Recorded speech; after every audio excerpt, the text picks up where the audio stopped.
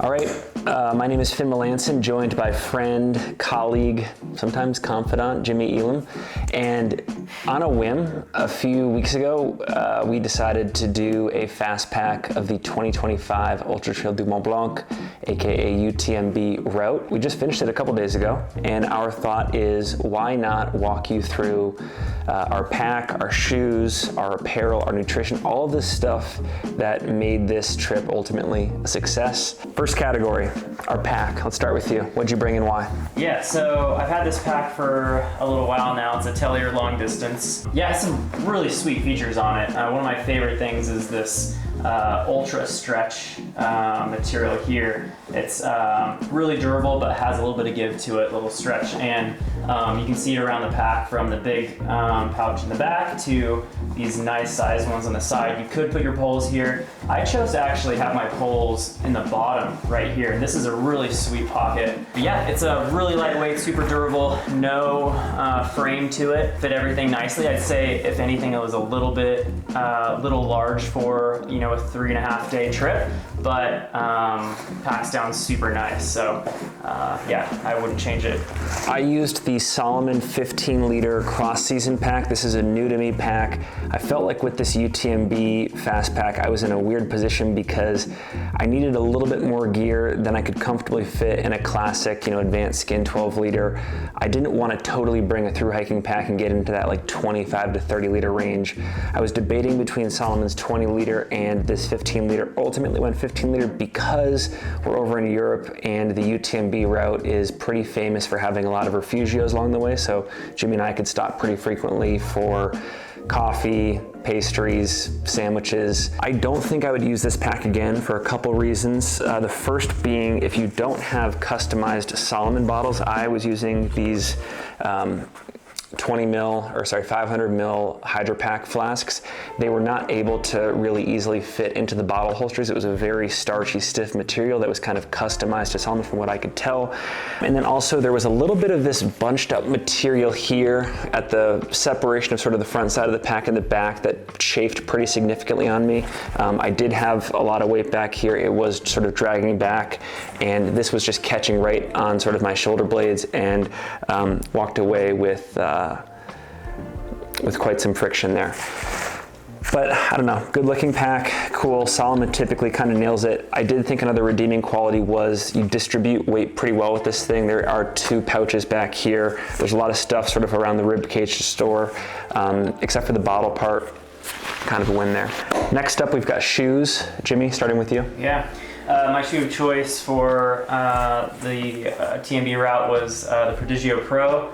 I think they're just so comfortable. The energy return that I get with this shoe is unlike anything I've ever used before. You know, if there's anything I would change, would be just a little bit more space in that toe box.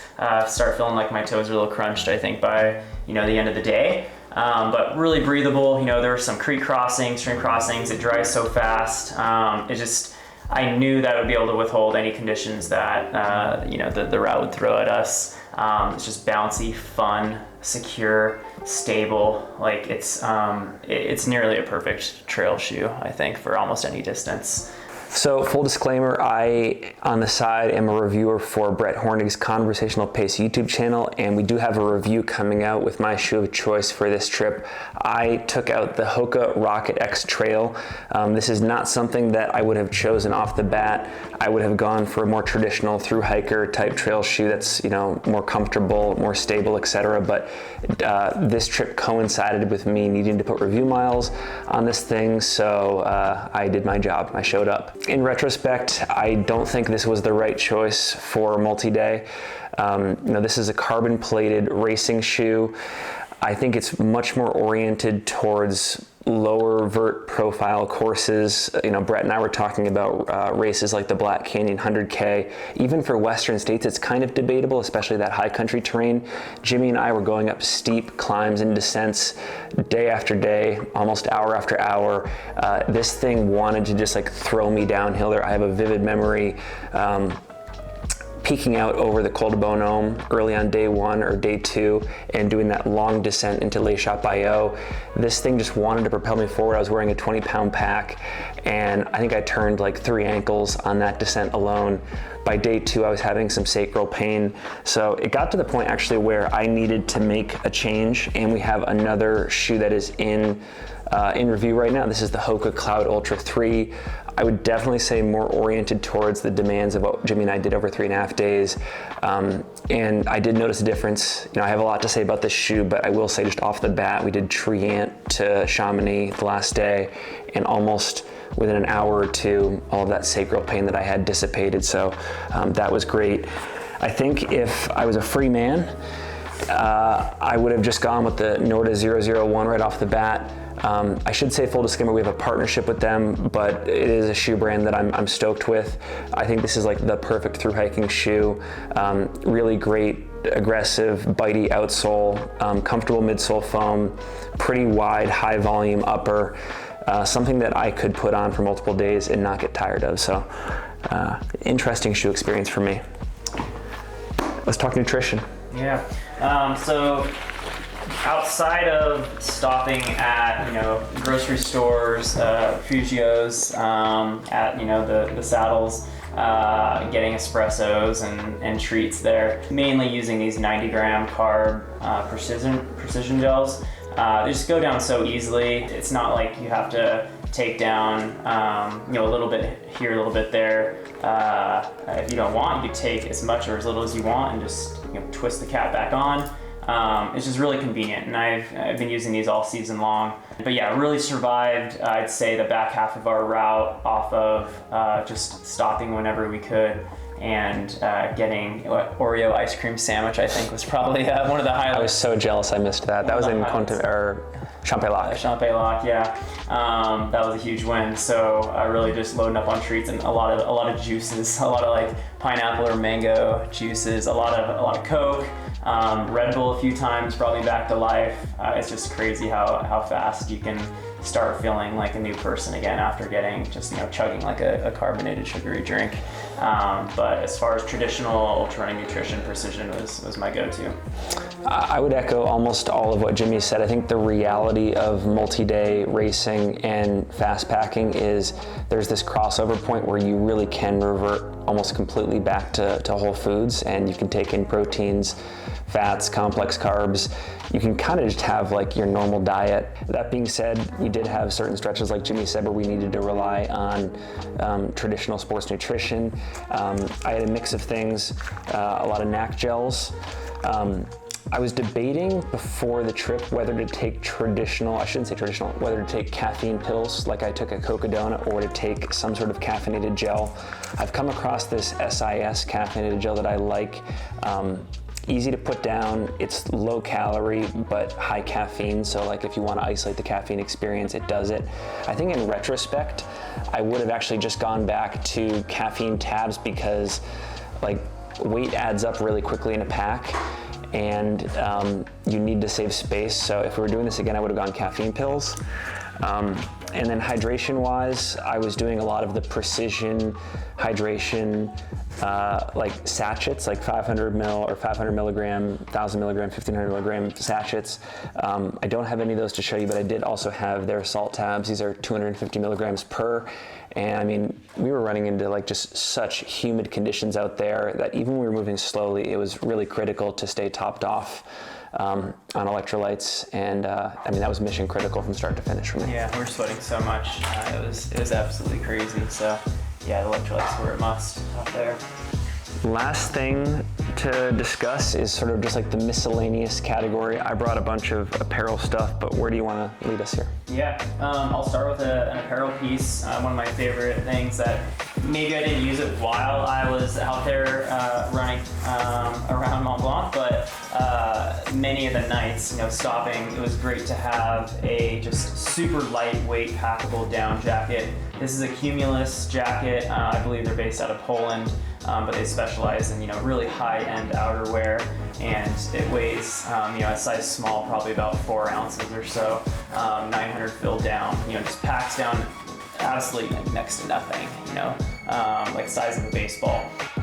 So getting to the refugios or getting to the huts, maybe stopping on a quick break, throwing this on and just being warm instantly was nice, because we did have some downtime in the evenings where we were just lounging around, having a good time shooting the shit, and it was really nice having carrying a little bit of extra to have a lot of extra comfort at the end of the day. First thing for me are these Lecky gloves. I know these are something that Jimmy really also can speak to highly. One of the cool things about these is they're multifaceted. I mean, up front, they integrate directly with Lecky trail running poles. I didn't personally bring poles with me because I'm doing some training for projects that I can't involve poles on, but they have this little ring here, which again will help you clip right into the pole and just wrap the glove right around, and it just makes it that much more efficient. It's a two-part glove, so again, depending on how much sort of dexterity you want out there on the trails, you can just wear this, or if it starts raining, you have sort of this rain gel that kind of clips over it. Those were sweet. And then just from an apparel standpoint, I was wearing a lot of Gorewear stuff. Gorewear, if you're a cyclist, you probably know them. They've been in that scene. They've established themselves well there.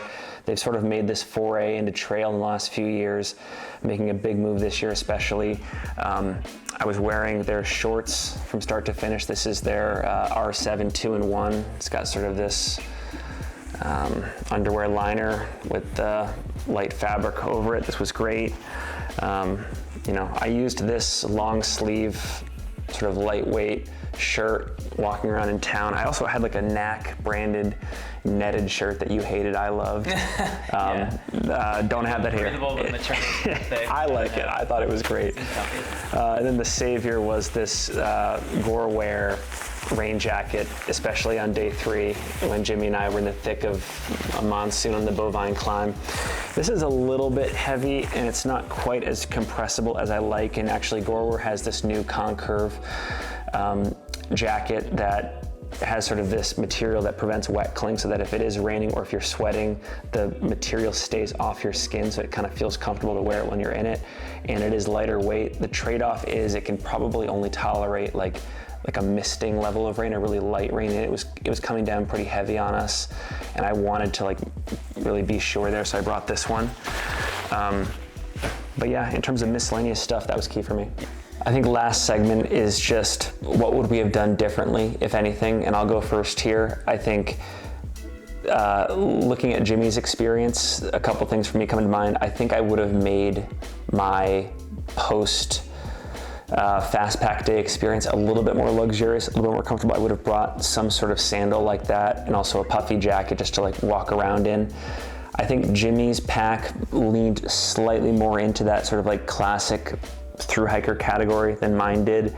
I, just from viewing you, thought that you had just a slightly more comfortable carry experience than I did, and it just handled the weight better because we were both packed down pretty heavily.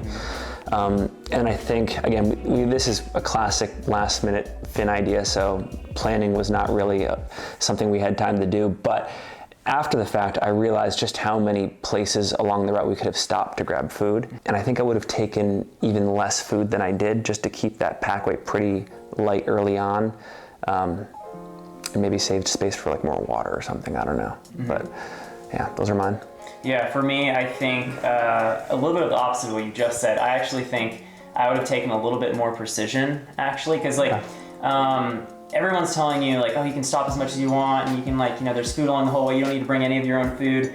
And that's true to a certain extent, but there's plenty of moments where you just want to keep the momentum and keep moving and keep going. And if I had a few more calories of just kind of traditional nutrition, I do think that would have helped me early on, because I was kind of saving it a little bit early on, thinking we just don't really know, what we're getting into. So I think I would have a little more precision. But now that I know the route, honestly, with a similar, 3.5 to 4 day UTMB circumnavigation, I would have stopped more early on for snacks, ice cream, espressos, because I feel in the first half we were kind of just kind of pushing through it a little bit, just getting to the next spot. But really give yourself time to stop and hang out and have that extra espresso or Coke or ice cream sandwich, and I think you'll be glad that you did.